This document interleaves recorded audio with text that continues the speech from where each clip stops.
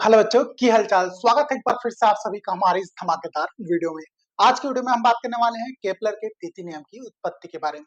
अगर आपने केपलर के द्वितीय नियम की उत्पत्ति नहीं देखा है तो प्लीज कमेंट बॉक्स में कमेंट कर दीजिएगा, आपको मैं वहां पे लिंक प्रोवाइड कर दूंगा, या फिर आप जाके प्ले लिस्ट में भी चेक कर सकते हैं, वहां से आपको केपलर के द्वितीय नियम की उत्पत्ति के भी वीडियोस प्रोवाइड हो जाएंगे। ये वीडियो बहुत ज्यादा इंटरेस्टिंग वाला है, तो प्लीज पूरा वीडियो ध्यान से देखिएगा, वीडियो का एक भी पॉइंट स्किप मत कीजिएगा। बिल्कुल शॉर्ट फॉर्म में आपको ये वीडियो देखने को मिलेगा।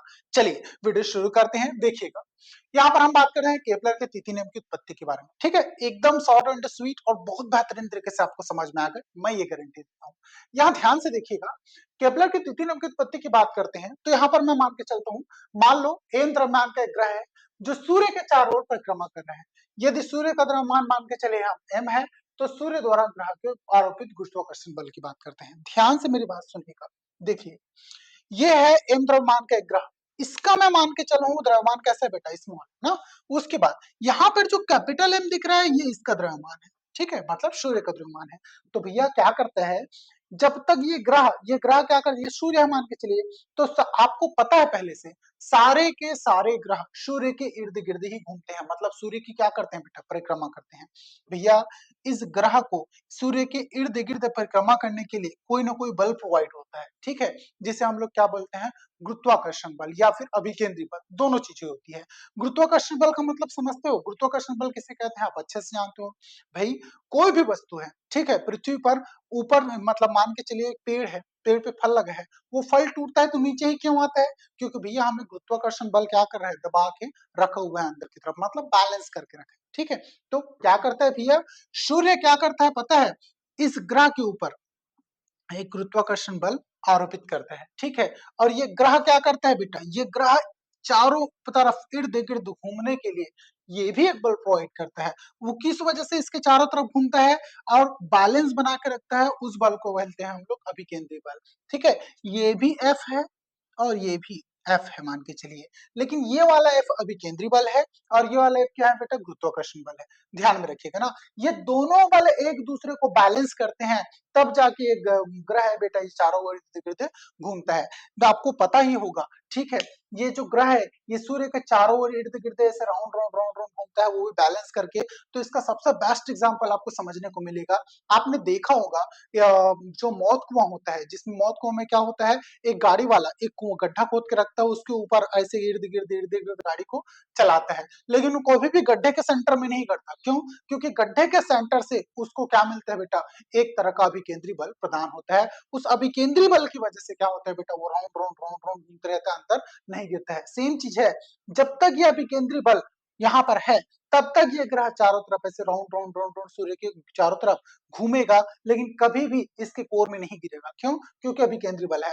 अगर मैं इसे अभिकेंद्री बल को मान के चलिए खत्म कर दूं, क्या कर दूं, खत्म कर दूं, तो भैया ये ग्रह चारों तरफ नहीं घूमेगा, इसके कोर में आके गिर जाएगा, मतलब सूर्य में आके गिर जाएगा। तो बिल्कुल ध्यान में रखिए, ये दोनों बल क्या करते हैं बेटा, एक दूसरे को संभाल के रखते हैं ना, इधर से गुरुत्वाकर्षण बल उधर से अभिकेंद्री बल, मतलब बैलेंस करके रखते हैं। अगर ये दोनों के दोनों बल एक दूसरे को बैलेंस करके रखते हैं, मतलब कॉमन सी बात है, ये दोनों बल क्या है बेटा, एक दूसरे के बराबर लग रहे हैं, ना कोई कम ना कोई ज्यादा। इसी सिद्धांत को आप यहाँ पे समझिएगा, देखिए यहाँ पे लिखा हुआ है, मान लीजिए एम द्रव्यमान का ग्रह सूर्य के चारों ओर परिक्रमा कर रहा है, ठीक है, सूर्य के चारों ओर ये दिख गया आपको, एम द्रव्यमान का ग्रह ऐसे घूम रहा है, ओके।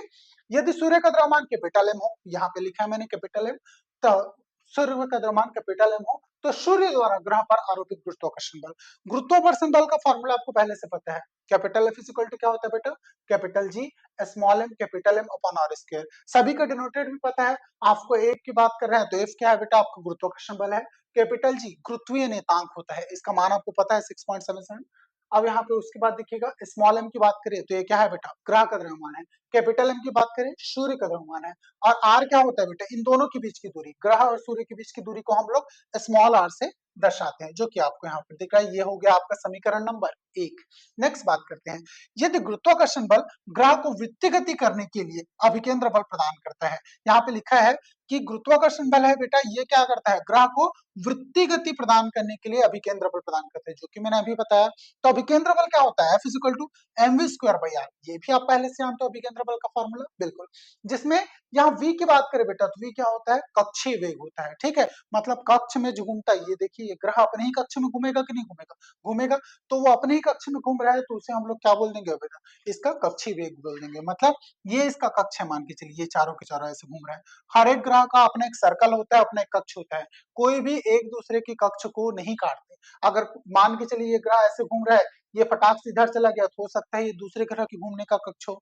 ये एक दूसरे के ग्रह में गए, मान के चलिए एक दूसरे के कक्ष में गए, तो दोनों ग्रह एक दूसरे से टकरा सकते हैं, विस्फोट हो सकता है और ये पूरी पृथ्वी खत्म हो जाएगी। तो याद रखिए ये सभी के सभी एक नियमों का पालन करते हैं, मतलब अपने ही कक्ष में घूमते हैं, एक दूसरे के कक्ष को क्रॉस नहीं करते। यहाँ पर अब बात करते हैं, ये देखिए ये समीकरण 1 है, ये समीकरण क्या हो गया बेटा आपका 2, दोनों के दोनों F है और दोनों के दोनों बल है, बस ये गुरुत्वाकर्षण बल है, ये क्या है बेटा अभिकेंद्री बल है, और दोनों एक दूसरे को बैलेंस करके रखे हैं, मैंने अभी बोला बैलेंस किए कि नहीं किए, किए हैं। तो भैया समीकरण 1 व 2 से दोनों बल को मैंने बैलेंस कर दिया, इधर अभिकेंद्री बल रखा, इधर गुरुत्वाकर्षण बल रखा, दिखा आपको। दोनों के डेटा की बात करते हैं, यहाँ स्मॉल m से स्मॉल m कट गया, ठीक है, एक r से एक r कट गया, जो बचा उसको मैंने यहाँ पे लिख दिया, तो क्या बचा बेटा v square is equal to capital G capital M upon small r, ये हो गया आपका समीकरण नंबर 3। नीचे बात करते हैं, यहाँ पर जो v है बेटा, ये क्या मैंने अभी क्या बोला, ये कक्षीय वेग है, क्या है, कक्षीय वेग। तो v इज इक्वल टू क्या होता है बेटा, ओमेगा r, ये भी आपको पहले से पता है, पढ़ते आ रहे हो ना, इज इक्वल टू, तो ये ओमेगा है, ओमेगा को मैंने 2 पाई बाई टी लिखा, क्यों लिखा भैया, आपका ओमेगा होता है ना वो कोणीय वेग होता है, क्या होता है, कोणीय वेग। कोणीय वेग इज इक्वल टू क्या होता है बेटा, कोणीय विस्थापन बटे समय अंतराल। तो कोणीय विस्थापन को मैं डी थीटा से दर्शाता हूँ, किससे, डी थीटा से दर्शाता हूँ, तो ये लिख दिया D theta upon D T, ये समय अंतराल है तो डी टी से दर्शा दिया।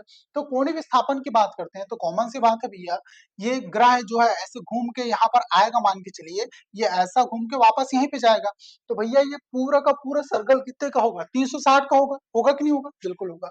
अगर इसके आधा सर्कल की बात करते हैं, हाफ सर्कल को पाई बोलते हो, पाई मतलब 180, और पूरा सर्कल घूम गया भैया तो कितना हो जाएगा आपका 2 पाई हो जाएगा, 2 पाई का मतलब होता है 360, तो ये 360 बटे टी, मतलब एक पूरा एक चक्कर घूमने में लगा समय।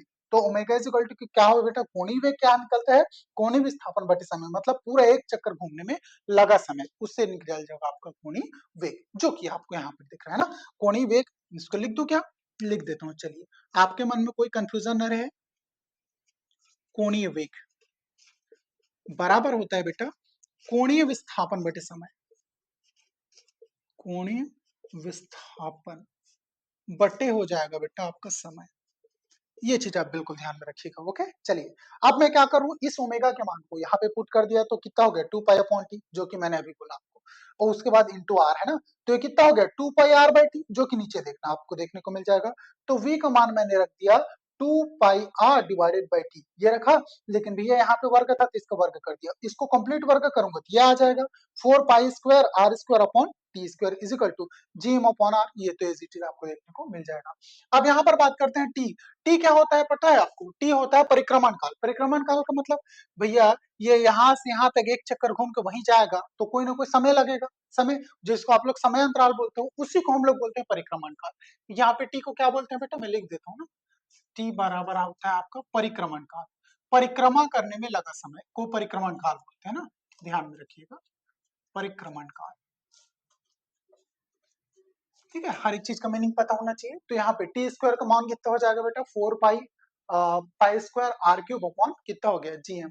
अब यहाँ पर बात करें किंतु 4 pi square upon GM is equal to क्या होता है बेटा आपका के होता है, मतलब क्या होता है एक नेतांक मान के चलते हैं, किसको 4 पाई स्क्वायर कैपिटल जी और एम को, ठीक है, जिसमें जी गुरुत्वीय नेतांक है, कैपिटल एम सूर्य का द्रव्यमान है, और 4 पाई तो ऐसे भी कांस्टेंट है, याद रखिए। इसको टोटल को एक नितांक मान दिया मैंने, टोटल को नितांक माना के, तो यहाँ पर इस पूरे की जगह के पुट कर दिया बेटा, तो T square is equal to कितना हो गया के कितना आर क्यूब। तो अगर मैं के हटाता हूं तो भैया प्रोपोर्शनल का साइन लग जाएगा यहाँ पे, बिल्कुल, तो के हटा के मैंने लगा दिया प्रोपोर्शनल का साइन, तो T square is equal to कितना हो गया बेटा आर क्यूब। अब आर की बात करें तो आपको पता है आर क्या होता है, सूर्य और ग्रह के बीच की दूरी, तो यहाँ पे वही रीजन लिखा है ना। अब देखिए यहाँ पे T square proportional to R cube, तो नीचे स्टेटमेंट लिखा हुआ है, और यहां से भी देख के आपको स्टेटमेंट समझ में आ जाएगा। ये क्या है बेटा टी है, टी क्या है परिक्रमण काल है, और ये क्या है ग्रह से सूर्य के बीच की दूरी। तो बिल्कुल यही से स्टेटमेंट बना लो, क्या बनेगा इसका स्टेटमेंट, यहाँ पे किसी ग्रह का परिक्रमण काल सूर्य और ग्रह के बीच की दूरी के घन के अनुपाती होता है, नीचे भी वही लिखा है पढ़िए। अतः किसी ग्रह के परिक्रमण काल का वर्ग उस ग्रह की सूर्य से दूरी के घन के क्या होता है बेटा, अनुक्रमानुपाती होता है, जो कि स्टेटमेंट यहाँ पर लिखा हुआ है। आई होप सो ये पूरा का पूरा डेटा आपको कंप्लीट रूप से समझ में आया होगा। फटाफट स्क्रीनशॉट ले ले, फिर नोट डाउन कर लो।